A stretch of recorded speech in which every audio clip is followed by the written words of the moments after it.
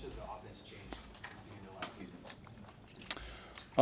I think it's very similar, obviously, in terms of like we still have the same play calls and all that type of stuff, under Coach Sat and DOC and everything. I think what's changed most is just our kind of the way we carry ourselves and confidence. I think all of us are so prepared, and this spring we took a lot of reps of a lot of the plays, and I think it helped us as an offense. And reps matter. The more reps you have, obviously, the better you're going to be at all the plays that are called. So I think really that's been huge for us, is just getting reps at all the plays. Was that the Dylan Raiola that you saw a lot this spring, some of the throws that he was connecting on out there today? Oh, yeah, he's got a great arm. He's got great arm talent, great vision for the field. He's got a great, X factor.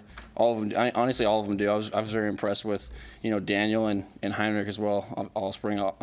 I think they all have done a great job throughout the whole spring. So it's been fun to get reps with all of them, honestly.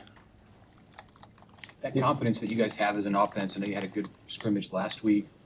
They looked pretty good. What does that do for you going into these next few months and obviously wanting to have a head of steam into August? Yeah, it just has to carry over. As an offense, we have to continue to carry over, our confidence into the fall and summer workouts and just really everything. We take it day by day. I think that, obviously, spring ball is not going to be a huge, heavy install. You're not getting game planning for anyone in specific, so it's going to be a little different in that type of way. But yeah, I think we just have to carry over our confidence and skills, and just everyone's going to have to do their job like we did all spring. And I think we did a great job. It's just another day out there on the practice field. We just got to take it a little differently, especially when in the game field and stadium. Sorry. Where's your confidence now compared to last spring, mentally and physically? Oh, it's so much different. Just last spring being like really my first healthy spring. It's kind of like my first really playing football last year in 2 years, after high school. So having that spring and then this spring and really the whole season to get reps has been huge. And my confidence and just comfortability on the field has, gone through the roof for me, and just going to continue to do so. So I'm excited. Obviously, you and Heinrich had a great connection last year. How has that continued to evolve through this offseason and, had touchdown today in the spring game? So how's your connection with Heinrich evolved? Yeah, I think that we just have, continued to strengthen our connection. We were on the same NSL team, the Nebraska Spring League stuff for the majority, for all of the Spring League.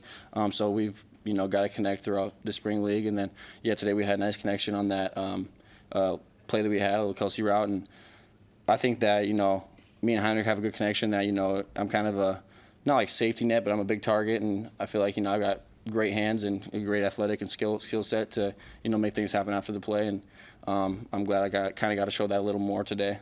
How impressed are you with guys like Corey Barney and Jalen Lloyd, and just how they've come along and the options that have kind of grown at wide receiver? Maybe it's insane. Jalen, he's like a cat. That kid, whenever he catches the ball, he always comes down his feet running. He's freakishly athletic, and Ja'Cory Barney has great hand-eye coordination. He's made some pretty insane catches throughout the spring and turned a lot of heads from all of us. Everyone notices it, and he holds himself to an extremely high standard. I love it because I can relate to it. If he drops the ball that he knows he makes the play on, he's upset, and I think it's a good thing.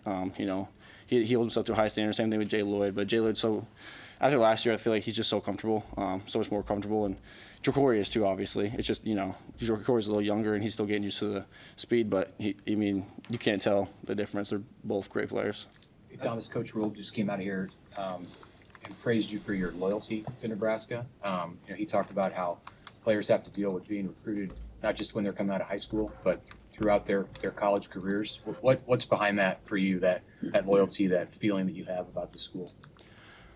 Well, I think most of you know, I grew up, typical, I said it before about typical Nebraska fan. I remember getting, not in like literal fights, obviously, but arguments with kids on the playground when I was in elementary school about, why Nebraska's better than Iowa. I grew up, I was a Nebraska football player, I think, for like 8 to 10 years of my Halloween experiences.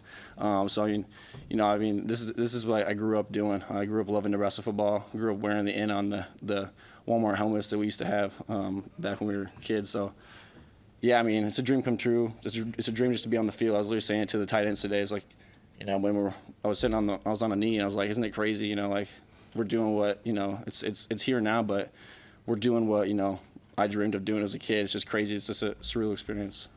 How much do you hear of your teammates talking about other teams coming after them, and how significant is that? Other teams coming after you. I mean, it's only significant. I mean, if you let it be significant, I guess. I mean, it definitely happens. I've heard people tap in. I've had experiences with it. It can be, it's like I don't know. I guess like it can make you think. I guess because you always you never know. The grass is never green on the other side. But some people, or not always green on the other side, but some people or make emotional decisions like, well, they're gonna do this and that. I'm not here for getting this, whatever. I feel like you gotta write it out. I mean, what's gonna happen is your time's gonna come, and if it doesn't, then I believe that whatever happens is supposed to happen. I mean, like I've said that before with everything I've had to endure, but yeah, I mean, it's definitely a factor, but now with NIL and everything, but it's not gonna. If it's not a factor if you don't let it be. So. Thanks, Thomas. Yeah, thank you. Thank you.